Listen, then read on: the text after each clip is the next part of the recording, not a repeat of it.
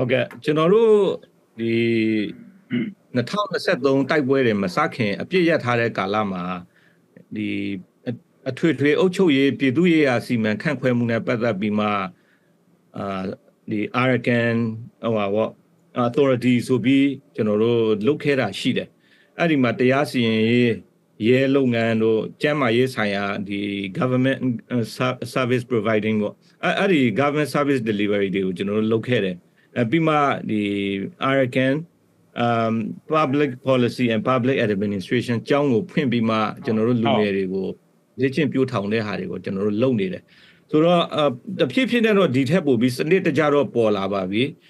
ဒီနောက်ပိုင်းတိုက်ပွဲတွေလည်းတအားများမျိုးပေါ်တွေကိုလည်းတင်လိုက်တော့ဒီအရင်အစိုးရလက်ထက်မှာရှိနေတဲ့အုပ်ချုပ်ရေးရန်တရားတို့နောက်တခြားပြည်သူ့ဝန်ဆောင်မှုလုပ်ငန်းနဲ့ဗန်စနစ်တွေကအစအကုန်လုံး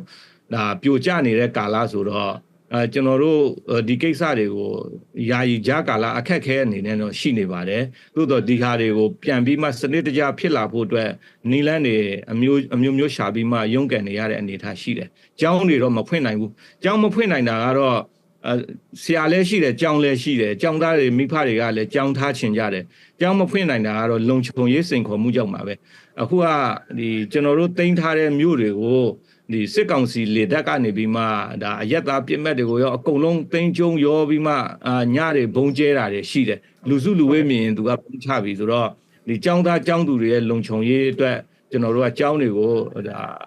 ရက်ဆိုင်ထားပါသေးတယ်ဟုတ်ကဲ့ကျမရေးကန်ကတော့ဆေးဝါးတွေလည်းတအားရှားပါတယ်သို့တော့ကျွန်တော်တို့နီလန်အမျိုးမျိုးနဲ့ဒါတချို့အဖွဲ့အစည်းတွေကလည်းကူညီကြတာရှိပါတယ်အဖွဲ့အစည်းနဲ့မတင့်တော်လို့ပေါ့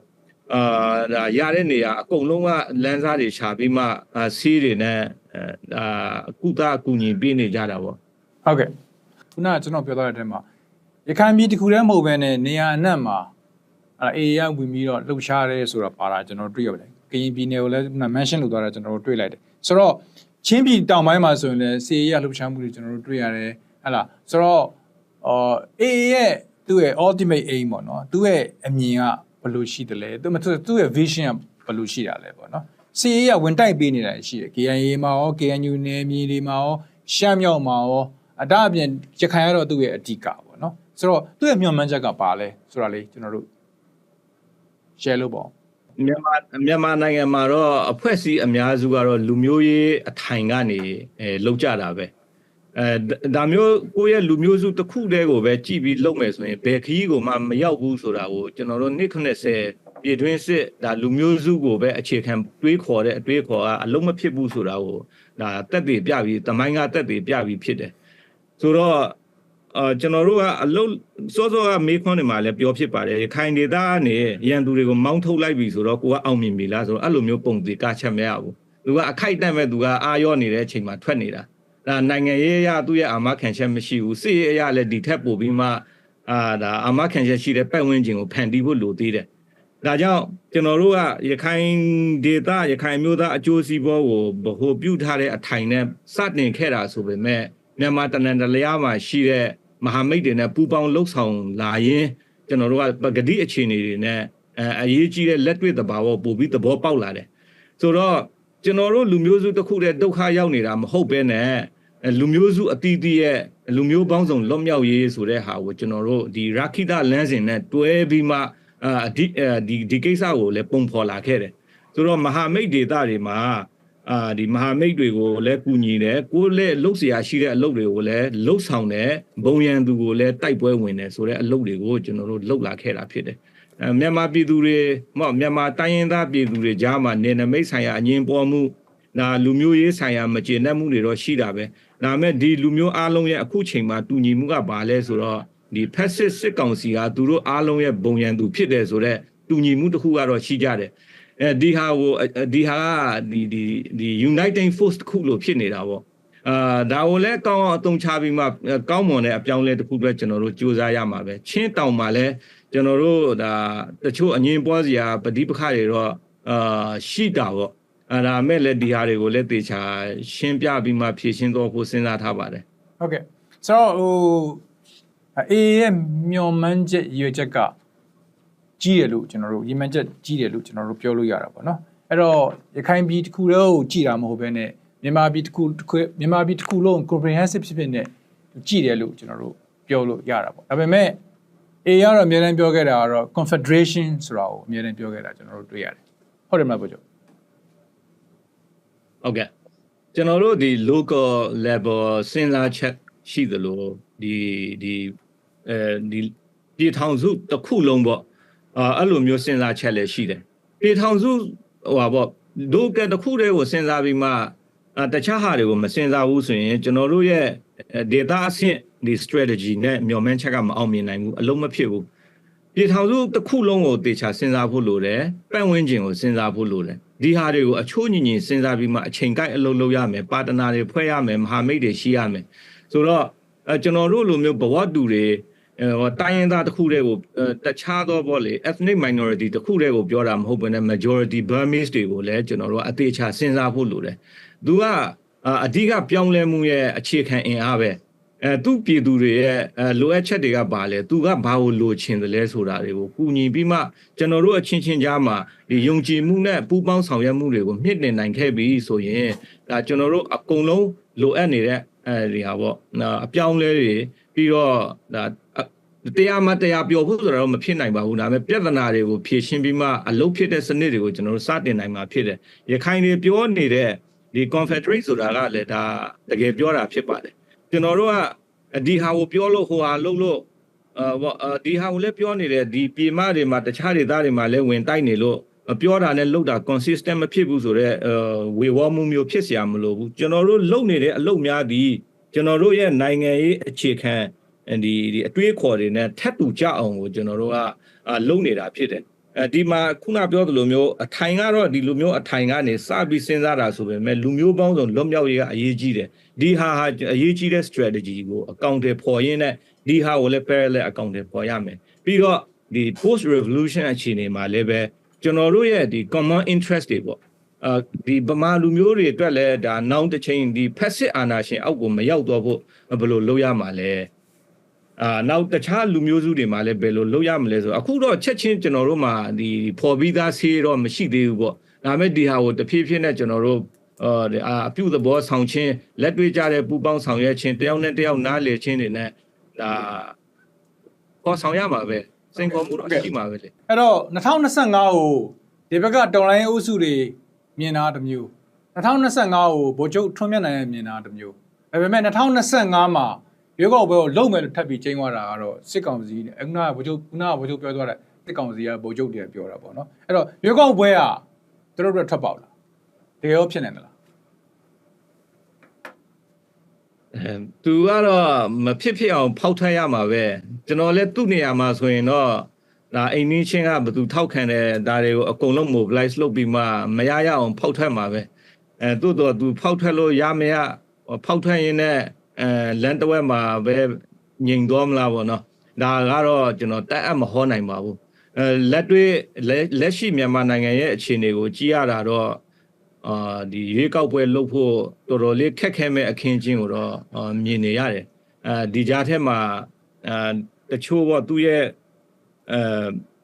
သူ့ကိုကူညီချင်တဲ့ပတ်ဝန်းကျင်က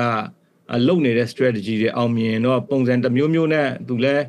ဒီ proportional democracy တခြားရွေးကောက်ပွဲတွေကိုဟန်ပြလုပ်ပြီးမှလည်းနီလန်အမျိုးမျိုးနဲ့အသက်ဆက်ဖို့ကြိုးစားကောင်းကြိုးစားမှာပဲလေအခုလည်းဗာလဲကာလုံနဲ့အစည်းအဝေးခေါ်ပြီးမှအခြေခံဥပဒေမှာပြဋ္ဌာန်းထားတဲ့ဒီအစိုးရတက်တန်းတွေထက်တောင်ကျော်လွန်ပြီးမှသူလည်းလုပ်နေတာပဲလေဒါကတော့တနက်ကင်ထားပြီးရင်ဒါဥပဒေကိုစာနဲ့ရေးစရာမလိုပါဘူးသူကပိုကျွန်းတာပေါ့ဆိုတော့နီလန်တစ်မျိုးမျိုးနဲ့တော့သူလည်းအသက်မသေးဖို့အတွက်ရုန်းကန်နေမှာပါပဲ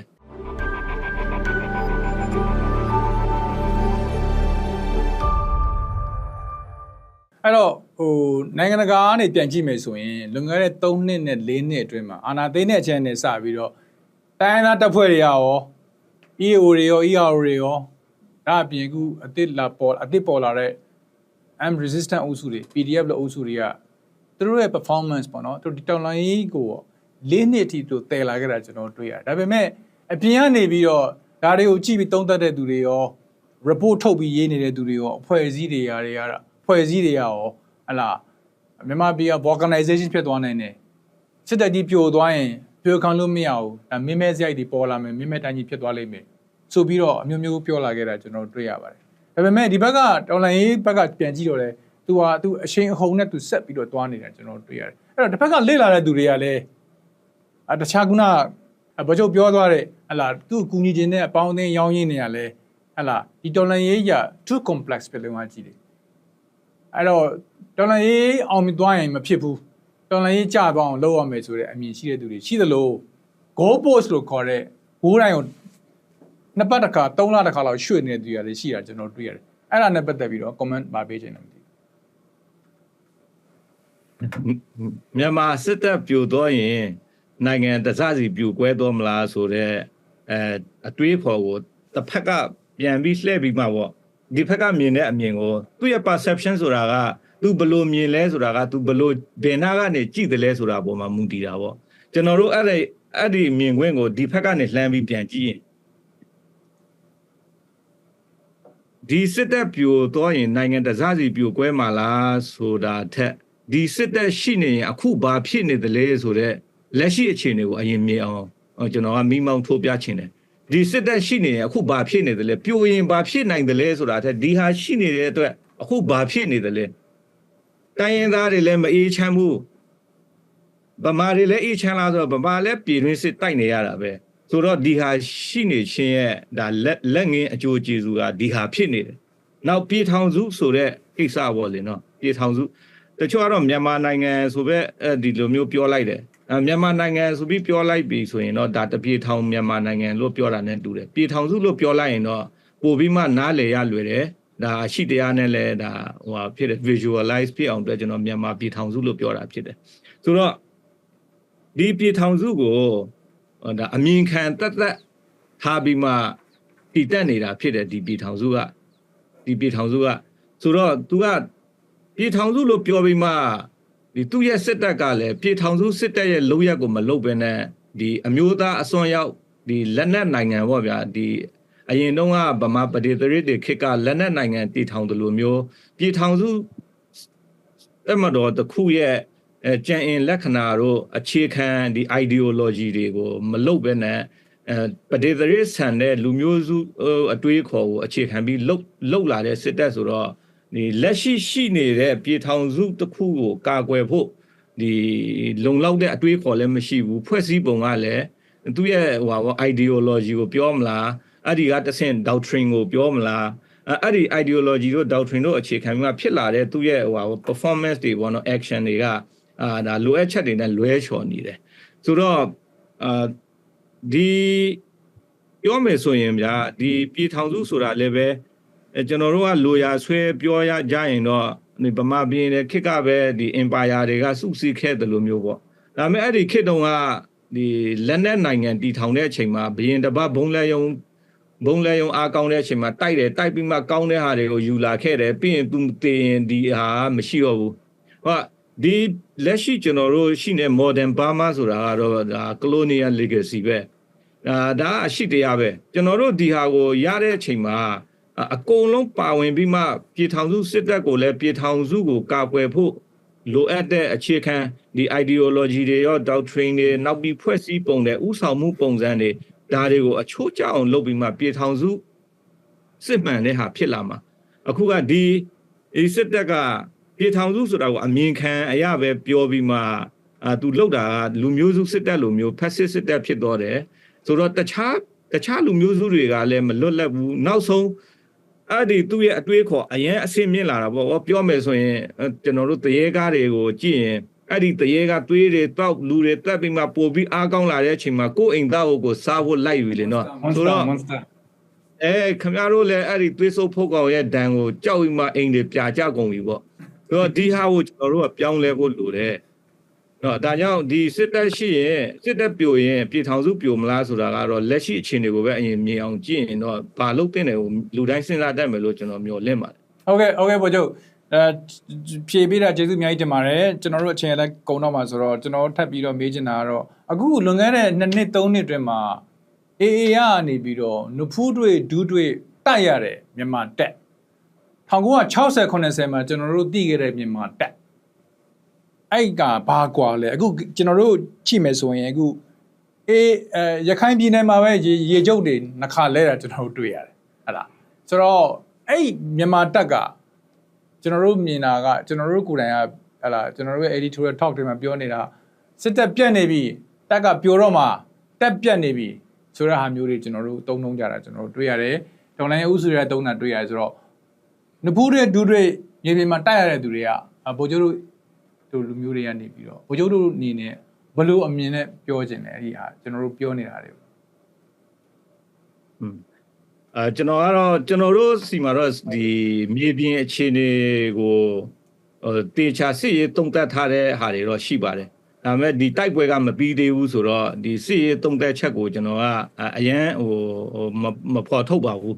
အဲ့ဒါမဲ့ပြောနိုင်သလောက်ပြောရမယ်ဆိုရင်တော့ဒီရှမ်းမြောက်ဖက်နဲ့ဒီကချင်ဖက်တွေမှာဆိုရင်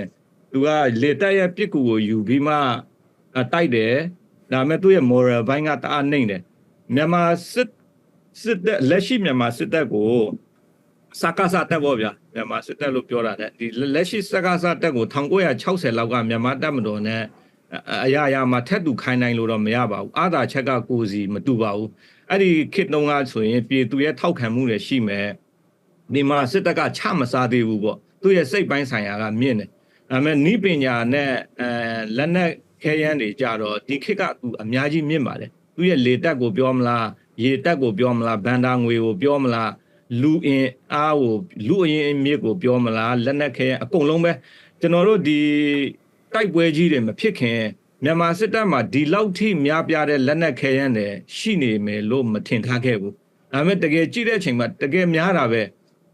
သူဟာတကယ်အများကြီးထုတ်လုပ်ထားတာပဲပြီးတော့ဤပညာအရလည်းဒီအရင်ခေတ်ထက်အများကြီးတာပါတယ်ဆိုတော့အကုန်လုံးကိုခိုင်းနိုင်လို့တော့မရဘူးဥမာစစ်တပ်ရဲ့ခေါင်းဆောင်မှုပြီးမှသူ့ရဲ့စိတ်ပိုင်းဆိုင်ရာစီကံကျင့်ဝတ်အဲ့ဒါတွေကအဲ့ဒီဖက်မှာမြင့်တယ်ဒီဖက်ခေတ်မှာဆိုတော့စစ်တပ်ကသူကဆင်းလာတဲ့အရာရှိတွေရဲ့အရက်သားဆန်တဲ့လောဘတွေပေါ့ဥမာစစ်သားတယောက်မှာရှိတဲ့နိုင်ငံနဲ့လူမျိုးပေါ်မှာရှိတဲ့အမြင်တွေပြီးမှစစ်တေတယောက်ရဲ့ဒီခံယူချက်နဲ့လှုပ်ဆောင်ချက်တွေအဲ့ဒါတွေကြတော့ဒီစစ်တပ်ကသူကဆင်းလာရင်ဒီကောင်ဟာတကယ်စစ်သားကြီးဖြစ်ပြီလားလို့ကြည်လိုက်တော့သူသုံးပွင့်ဖြစ်ရင်ဗာစီဘောရေးလှုပ်တော့မယ်ဆိုတော့ပောက်ကြရတယ်ကျွန်တော်တို့ကြားရတယ်ဒါကတော့တကယ်အနုလက္ခဏာဖက်တွေမြင်ရတာပေါ့ဒါကြောင့်ဒီစစ်မြေပြင်မှာလည်းပဲရှမ်းမြောက်တို့မှာဆိုရင်ဒီပတ်စံတွေပို့ပေါ်တာပေါ့ရခိုင်တို့ချင်းတို့နဲ့ဆိုင်ဒီဖက်တွေကလူတွေကပိုင်ဆိုင်မှုတွေကိုရွှေ့ပြောင်းနေရတာနဲ့သူရဲ့မိသားစုဆိုင်ရာနောက်ဆန်တင်းတဲ့ကိစ္စတွေနဲ့အဲ့ဒါတွေတော့အများကြီးတွေ့ရတယ်ဒါကြောင့်တနေရာနဲ့တနေရာမတူဘူးရခိုင်ဖက်မှာဆိုရင်တော့ဒါသူကရေတက်ရဲ့ပစ်ကူကိုရတယ်အဲ့ဒီဆိုတော့သူကတကယ်ကြားကုတ်ကြားခဲတိုက်ပြီးမှလူပါအသေးခံတော့တဲ့တတ်မှုတွေတော့ကျွန်တော်တို့တွေ့ရပါတယ်ကျွန်တော်တို့ကတော့အဲ့ဒီတွေကိုရန်သူဆိုပေမဲ့ဒါကျွန်တော်တို့စိတ်ထဲမှာတော့ဒါဒီကောင်တကယ်စစ်သားပဲသူနဲ့တိုက်ရတာတော့မဆိုးဘူးကွာဆိုတော့ခံစားချက်တော့ရှိကြပါတယ်ဟုတ်ကဲ့နောက်ဆုံးတော့သူရှုံသွားမှာပါအခုကတော့သူ့ရဲ့လူဘလောက်ပဲဤပညာမြင့်လို့တုံနောက်ပိုင်းဒီစစ်မှုထမ်းဥပဒေပြဋ္ဌာန်းပြီးမှခေါ်လာတဲ့စစ်သားအသစ်တွေကတော့အများကြီးထိုးသွင်းလာတယ်ဒီလူတွေပဲအခုနောက်ပိုင်းတိုက်ပွဲတွေမှာအကြရှုံးအများကြီးပဲနေရာတိုင်းမှာသူတို့ပဲအလဲလဲကွယ်ကွယ်ကြရှုံးနေတာရှိတယ်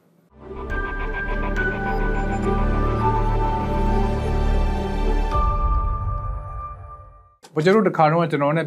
ပြောတော့ကဒီစစ်ကောင်စီဘက်ကနေပြီးတော့ဒီကပ္ပစာကနေပြီးတော့ donation တွေပေါ့နော်အလှူတွေရတာများတယ်လို့ကျွန်တော်တခါပြောဦးတယ် RPG တွေရတာတွေလက်နက်တွေရတာတွေဟုတ်တယ်သူကကျွန်တော်တို့ကိုအိန္ဒိချင်းနိုင်ငံတွေစီမှာယုံကြည်မှုတည်ဆောက်လို့မရအောင်တရုတ်ကိုဖြစ်ဖြစ်အိန္ဒိယဖြစ်ဖြစ်အဲ့လိုမျိုးနိုင်ငံလိုက်ပြီးမှတိတ်ခါချပြီးမှမပေါင်းတင်အောင်ကြောဂုံချောတာပေါ့တရုတ်ဘက်ကိုတော်ပြီးမှအေးဆိုလို့ရှိခဲ့ရင်အမေရိကန်တွေစီကလက်နက်တွေရတယ်ပြီးမှအိန္ဒိယကိုရောက်တော့ပြီဆိုရင်ကျွန်တော်တို့အိန္ဒိချင်းနိုင်ငံတွေကရန်သူလိုမြင်လာအောင်တန်တရားတွေရှိလာအောင်အမျိုးမျိုးလျှောက်ပြောတယ်လေတရုတ်ကိုတော့ပြီဆိုရင်ဒါကအမေရိကန်ရဲ့မွေးထားတဲ့လူဖြစ်တယ်ထိုင်းနယ်ဇက်ကနေလက်နက်အကောင့်တွေရပြီးမှဒီကောင်တွေတိုက်နေတဲ့လူဖြစ်တယ်ပြီးမှ ဒီထိုင်းကိုတော်ပြီးမှအမေရိကန်တန်ယုံတို့ပေါ့တန်တမန်တွေ BNN နဲ့တွေ့ပြီဆိုရင်လည်းပဲဒီကောင်တွေကတရုတ်ကမွေးထားတဲ့လူတွေဖြစ်တယ်တရုတ်ရဲ့လွန်မိုးမှုကိုကာကွယ်ဖို့အတွက်ခမရရဲ့အကူအညီယူရမယ်ပြီးမှ DEA တို့ဒီမူရေးကလူတွေကိုတွေ့ပြီးမှဒီမူရေးငွေတွေနဲ့စစ်တိုက်နေတာဖြစ်တယ်ခမရတို့စီကနီးပညာနဲ့ရန်ပုံငွေတွေကူညီပါဆိုပြီးမှသူကအဲ့လိုမျိုးပြောတယ်ပြီးရင်ခဏနဲ့အိန္ဒိယကိုတော်ပြီးမှဒါတရုတ်ကမွေးထားတဲ့အဖွဲ့တွေမင်းတို့နယ်စပ်ကိုရောက်နေပြီဒီကောင်တွေရောက်ရင်အန်ဒီရရှိတယ်သူတို့ကိုရှင်းဖို့အတွက်ကူညီပါဆိုတဲ့ဟာမျိုးသူကတော်ပြောတဲ့အချိန်မှာကျွန်တော်တို့လည်းအဲ့ဒီနိုင်ငံတွေနဲ့ချင်းကပ်ဖို့ကြိုးစားတာပေါ့သူတို့နိုင်ငံတွေကကျွန်တော်တို့ကိုမေးတယ်မင်းတို့ဒီလောက်တိုက်နေတာခဲယမ်းတွေဘယ်ကရတယ်လဲပေါ့လက်နက်တွေအခုကောင်းနေပြီလက်နက်ကြီးတွေအင်အားအရန်ကြီးလာတယ်ဆိုတော့ဘယ်ဟုတ်မလဲငါတို့အဲ့ဒီစစ်ကောင်စီပဲအင်အားကြီးအောင်ကူညီပေးခဲ့တာပဲတခြားတက်တွေလည်းတော်တော်ကောင်းလာပြီဆိုပြီးမှကျွန်တော်တို့ပြောတာရှိပါတယ်မှန်ပါတယ်သူတို့အလှူတွေတော်တော်များတယ်ဘယ်လိုမျိုးအကူအညီတွေပြောတာလဲစစ်ကောင်စီရဲ့အကူအညီလားဟုတ်ကြီးတဲ့သူတွေနားလည်သွားအောင်လို့ရန်ဖက်ဆိုတိုင်းအကုန်လုံးနေရာတကာရန်ဖက်မဟုတ်ပါဘူးသူမြန်မြန်ထွက်ပြေးသွားပြီဆိုရင်ကြည်ဆန်းတယ်အပုံလိုက်ထားခဲ့တယ်မဟာမိတ်ပုံစံမျိုးလည်းဖြစ်သွားတာပေါ့ဒါကြောင့်သူရဲ့လက်နက်တွေပေါ့အခုတော်လန်ရဲ့အတိုင်းဝိုင်းမှာဆိုရင်ကျွန်တော်ကရင်နီဖက်ကမဟာမိတ်တွေပြောတဲ့ဟာကြားဦးတယ်ခင်ဗျားတို့ကြီးတွေတော်တော်များတယ်ဆိုတော့မဟုတ်ဘူးဘို့ချုပ်ကျွန်တော်တို့ခွေးကြီးနဲ့ပြစ်နေတာဆိုတဲ့ဟာမျိုးပေါ့ကြီးတော့နာမည်လှလှလေးပေးထားသေးတယ်ကျွန်တော်လည်းကိုအောင်စော်လည်းခွေးချစ်တယ်လို့ကြားဘူးတယ်ကျွန်တော်လည်းခွေးတအားမွေးတယ်ခွေးကိုတအားတော့နှိမ်ပြီးဆက်ဆံတဲ့ထဲမှာမပါဘူးကျွန်တော်တော့ခွေးကိုတော့မစော်ကားစေချင်ဘူးအဲ့ဒီတဘောပါကျွန်တော်ပြောချင်တာခွေးကိုမစော်ကားဖို့ပြောတာကျွန်တော်တို့တကယ်ခွေးချစ်တဲ့သူတွေဆိုတော့ဘိုးချုပ်လိုပါပဲအဲ့တော့မေကွန်းတစ်ခုနှစ်ခုပဲကြံတော့တယ်အဲ့တော့ဒီဘိုးချုပ်မူကြီးတန်းရွှေရဲ့ခေါင်းဆောင်မှုအောက်မှာနေခဲ့တဲ့မြန်မာပြည်သူကတိုင်းပြည်ကိုရောင်းစားခဲ့တယ်ကြုံလုပ်ခဲ့တယ်လို့ပြောခဲ့ပြီးတော့ကျွန်တော်တို့ကြားဘူးတယ်အဲ့တော့အခုဗိုလ်ချုပ်မူကြီးမင်းအောင်လှိုင်သူလည်းဒေါ်စင်ရေးစင်းပဲတရားစီစင်းပဲဆိုတော့သူ့လက်ထက်နဲ့အဲ့လက်ထက်ကိုဗိုလ်ချုပ်ကဘယ်လိုမြင်လဲဘယ်လိုခွဲခြားပြီးမြင်လဲဘာပြောချင်လဲကျွန်တော်ကတော့ဒီနိုင်ငံကိုအုပ်ချုပ်တဲ့လူတွေပေါ့အဲ့ဒါမှကောင်းတာလုပ်တဲ့ဟာလည်းရှိတာပဲဒီအခုလက်ရှိအာဏာကင်ထားတဲ့ဦးမင်းအောင်လှိုင်လည်းသူကတော့အာဏာရှင်တော့အာဏာယူလို့အာဏာရှင်ဖြစ်လာတာပေါ့ဒါပေမဲ့သူလည်းသူအုပ်ချုပ်တဲ့အချိန်မှာနိုင်ငံကိုအောင်မြင်ခြင်းနဲ့စေတနာတော့ရှိမှာပဲလက်တွေ့လှုပ်တာမလှုပ်တာစနစ်အမားတွေနဲ့ဆုံးဖြတ်ချက်အမားတွေချတာတော့တပိုင်းပေါ့ဗျာဒါဥတန်းရွှေလက်ထက်မှာလည်းသူလည်းရန်သူကိုရန်သူလို့ဆက်ဆံတာပေါ့ကိုပြည်သူတွေကသူ့အာဏာထိန်ဖို့အတွက်ဒါပေမဲ့သူလှုပ်ခဲ့တဲ့ဟာတွေလည်းကောင်းတာတွေလည်းရှိတော့ရှိခဲ့တာပါပဲသို့တော့ဒီတော်လန်ရေးလှုပ်လို့ရတယ်မရဘူးဆိုတာကတော့သူညံ့လို့ဘယ်သူတော်လို့ဆိုတာကိုကျွန်တော်တို့မပြောလို့ဘူးဘာဖြစ်လို့ဆိုတော့စစ်တပ်ကိုအာဏာကိုစစ်အာဏာကိုကင်ပြီးမှလက်နက်မိုးပြီးမှတိုင်းပြည်အုပ်ချုပ်တဲ့လူကတော့ညံ့တယ်လို့တော့ပြောလို့မရဘူးဒီဗိုလ်ချုပ်မူကြီးမင်းအောင်လှိုင်ဆိုတဲ့ပုံကိုလည်းအရင်ဘယ်လောက်ထိရက်ဆက်လဲပေါ့နော်သူလက်ထက်မှာဒီတက္ကသိုလ်ကကလေးတွေကိုလမ်းမပေါ်မှာခေါင်းကိုတနက်နဲ့ပစ်ဖို့အမိန့်ပေးတာတွေကအစားကြည့်ရင်တော့ဒါအပြောအဆိုဖြည်းဖြည်းအေးပြောတဲ့အတိုင်းဒါပြောညံ့တယ်လို့တော့ပြောလို့မရပါဘူးဆိုတော့ဒါမတူညီချက်ကဘာဖြစ်နိုင်လဲဆိုတော့ generation မတူဘူးနောက်ပြီးမှနည်းပညာတွေမတူဘူးဟိုဥတန်းရွှေလက်ထက်ကဖြတ်တန်းခဲ့တဲ့အတွေ့အကြုံတွေသင်ခန်းစာတွေကိုအကုန်လုံးထောက်ပြီးမှဒီခေတ်မှာဒီခေတ်သားသမီးတွေပေါ့နည်းပညာခေတ်ဖြစ်တယ် mobilize လုပ်ရတာလွယ်တယ်ပြီးတော့ democracy ကာလကို10နှစ်လောက်ဖြတ်တန်းထားတယ်ဒီကြားထဲမှာဒီသူတို့ democracy ဖြတ်တန်းနေတဲ့ကာလမှာလည်းပဲဥမာကျွန်တော်တို့ညီနောင်သုံးဖွဲ့ရဲ့တော်လန်တော့တိုက်ပွဲတွေကိုသူတို့မျက်ဝါးထင်ထင်မြင်နေရတယ်ပေါ့ဒီမီဒီယာခေတ်ဆိုတော့သူတို့ကိုအာဏာသိမ်းတဲ့အချိန်မှာတော်လန်ရေးဆိုတာဒီလိုချရတယ်ဆိုပြီးမှသူတို့အမြင်တွေအများကြီးရှိတယ် mobilize လုပ်ဖို့ communication နည်းပညာရှိတယ်ပြီးတော့သူတို့တွေလာခဲ့တဲ့အချိန်မှာကျွန်တော်တို့တော်လန်ရေးအဖွဲ့အစည်းတွေအများကြီးပေါ့ KIO ပါဝင်အားလုံးအဖွဲ့တိုင်းကကောင်းကောင်းလေးဒါအဆိုးတွေဖြစ်ခဲ့တာတော့အများကြီးဒါမဲ့အဆိုးထဲကအကောင်းဆုံးဖြစ်အောင်ဖေးမခဲ့တယ်ပြီးတော့ကျွန်တော်တို့ဒီ1988မှာဗမာပြည်မှာကျောင်းသားလူငယ်တွေထွက်ပြေးလာတဲ့အချိန်မှာမှားခဲ့တဲ့သင်ခန်းစာတွေကိုကျွန်တော်တို့ကသိခဲ့တယ်ဒါကြောင့်အဲ့ဒီလိုမျိုးမလိုလားရတဲ့ဆုံးရှုံးမှုတွေမဖြစ်အောင်ပြီးတော့ဒါစီမံခန့်ခွဲမှုဆိုင်ရာအမှားတွေမဖြစ်အောင်အကောင်းဆုံးတော့ကျွန်တော်တို့ပဲ့ကင်ပေးခဲ့ကြတယ်ဒါကြောင့်လည်းပဲဒီဟာရဲ့တက်ရောက်မှုတွေအကျိုးတွေတော့ဒါဒီနေ့ဖြစ်လာတဲ့အတီးပွင့်တွေပေါ့ပြောလို့ရမယ်ထင်ပါတယ်မကြခင်လည်းပဲမြန်မာပြည်အလဲပိုင်းမှာဒါတော်လန်ရေးတွေအရင်ထက်ပိုပြီးမှ မြင်လာရမယ်လို့တော့ကျွန်တော်ယုံကြည်ထားတယ်မကြခင်ဆိုတာတိတ်မကြခင်ကိုပြောတာပါအဲ့တော့ကျွန်တော်နောက်တဲ့မေးခွန်းတစ်ခုကြံတယ်အဲ့ဒါကတော့ဘိုးကျောင်းကနေပြီးတော့တစ်ခါတော့တကယ်ကိုအားလုံးသဘောကျတဲ့ comment တစ်ခုပေးခဲ့တာရှိပါတယ်အဲ့ဒါကတော့တန်လန်ရင်ကိုတိုင်းသားအုပ်စုတွေပြောခဲ့တာပါတော်လန်ရင်ကိုနှစ်ပေါင်း80လောက်ခဲ့တဲ့ဝိုင်းတောက်ခဲ့တယ်ဆိုတော့ဝေဖန်မှုတစ်ခုပြောခဲ့တာကျွန်တော်တို့တွေ့ဘူးပါတယ်အဲ့တော့ဒီနေ့ဒီချိန်မှာ AA ရဲ့ခေါင်းဆောင်တယောက်အနေနဲ့ဗိုလ်ချုပ်တယောက်အနေနဲ့အင်အားအလွန်ကြီးမားတဲ့တပ်တစ်ခုဥဆောင်နေတဲ့ခေါင်းဆောင်တယောက်အနေနဲ့အဲ့ဒီပြောခဲ့တဲ့ comment ပေါ်မှာဘယ်လိုမြင်လဲဆိုတာလေးသိချင်တယ်ဘယ်လိုပြန်သုံးသပ်လဲဆိုတာသိချင်တယ်အဲ့ဒီတော့ကျွန်တော်ပြောခဲ့တဲ့စကားကတော့မှားတော့မမှားဘူးဒါပေမဲ့ဝေါ်လုံးအရှင်နဲ့ရမ်းပြီးမှပြောလိုက်တော့တချို့ခင်မင်မှုတွေလည်းပြက်စီတော်တဲ့ရိုက်ခတ်မှုတွေကျွန်တော်ခံစားရပါတယ်သူကprovocative ဖြစ်တယ်အမှန်လဲအမှန်ပဲအခုအချိန်မှာတော့တော်လန်ရေးကိုတနိုင်ငံလုံးအတိုင်းတာစီစီလုံးတော့ပြောလို့မရဘူးပေါ့ဒါသူနိုင်တဲ့အခန့်ကဏ္ဍကနေဆင်နွှဲနေကြတဲ့အချိန်မှာကြတော့မြန်မာနိုင်ငံရဲ့အပြောင်းလဲကအရင်ထက်တော့မျောလင်းချက်တွေအများကြီးရှိတယ်လို့တော့ကျွန်တော်ပြောလိုပါတယ်ဟုတ်ကဲ့ဗိုလ်ချုပ်ကျေးဇူးလည်းတင်ပါတယ်ကျွန်တော်နောက်ဆုံးမေးခွန်းတစ်ခုပဲကြံပါတယ်အဲ့ဒါ very simple ဖြစ်ပါတယ်အဲ့ဒီမေးခွန်းကိုလည်းတခြားသူတွေကိုလည်းကျွန်တော်ခဏမေးလေးရှိပါတယ်ဒီတော်လိုင်းရနိုင်မှာလားနိုင်မှာလားဆိုတာကလူတိုင်းအတွက်ပျော်ရွှင်စရာနှိကုံတော့ဖြစ်ချင်မှဖြစ်မယ်ဒါပေမဲ့အခုကလေးကတော့အောင်မြင်မှုတွေကတော့တော်တော်ရှိနေပါပြီအရင်တုန်းကတခါမှဒီမာနမလျှော့ခဲ့တဲ့မြန်မာစစ်တပ်အဲ့ဒီမြန်မာစစ်တပ်ကိုကျွန်တော်တို့နေရာတကာမှာခွေပြေးဝက်ပြေးဖြစ်အောင်တိုက်နိုင်တဲ့အနေအထားပေါ့ပြီးတော့သူ့ရဲ့ဒီပြိုလဲမှုတွေကလည်းသူအစပိုင်းမှာအိန္ဒိယရအောင်ထိန်းထားတဲ့စခန်းတစ်ခုကနေတစ်ခုပြင်တစ်ခုခံစစ်တွေကိုတဆင့်ချင်းဆင်ပြီးမှဆုတ်ခွာနေပေမဲ့ဒီထပ်ပိုပြီးမှအချိန်ဟုန်ရလာတဲ့အချိန်မှာဒိုမီနိုပြိုလဲသူလိုမျိုးလဲပြိုလဲတော့နိုင်တဲ့အနေအထားတွေတော့ရှိပါတယ်ဒီဟာတွေကိုကျွန်တော်တို့ကနောက်ပိုင်းမှာဘယ်လို manage လုပ်မလဲဆိုတဲ့အပိုင်းတွေကလည်းပဲတော်တော်အရေးကြီးပါတယ်ဒါကြောင့်လူတိုင်းပျော်ချင်မှတော့ပျော်မယ်ဒါပေမဲ့တော်လန်ရေးကိုတော့တော်တော်လေးအောင်မြင်မှုတွေကိုရရှိလာမှာတော့ကျွန်တော်မြင်နေတယ်ကျေးဇူးအများကြီးတင်ပါတယ်ဗိုလ်ချုပ်ထွန်းမြတ်နိုင်အခုလို AR ကိုစိတ်ရှိလက်ရှိနဲ့ဖြေချပေးလို့ကြောင့်ကျွန်တော်တို့ကနေကျေးဇူးထူးတင်ပါတယ်လို့ပြောချင်ပါတယ်ကျေးဇူးတင်ပါတယ်ဗိုလ်ချုပ် AR ကိုလည်းကျေးဇူးတင်ပါတယ်